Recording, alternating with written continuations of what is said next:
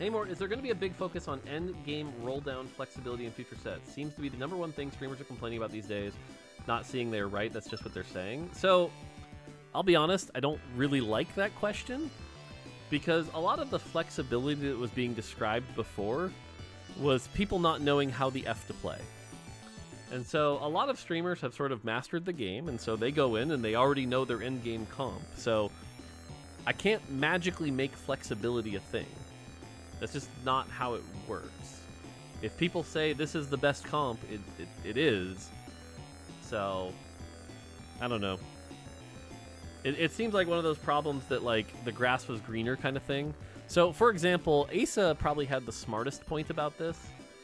And Asa said, the reason flexibility existed beforehand was because your items were so restrictive, you had to play around your items.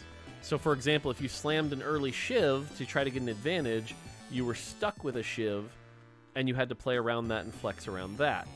Now that the items... But the problem with that situation was you would low-roll items so hard, and everything was so item-dependent, so it was impossible to hit anything. Now that the items are relatively homogenous and best in slot isn't really a thing, it's good, because you can play lots of different things, but that means it's very easy to sort of put together a comp that is close to what you want. So again, it's a bit of a trade-off we've made in the design space, but I'm not sure that undoing that is the right call. Because then we're just back to streamers complaining when they low-roll their items and they don't get their best in slot, and they're like, this champ's unplayable without this thing. So... And again, you can't take streamer complaints seriously because they complain to get views. That's what they do.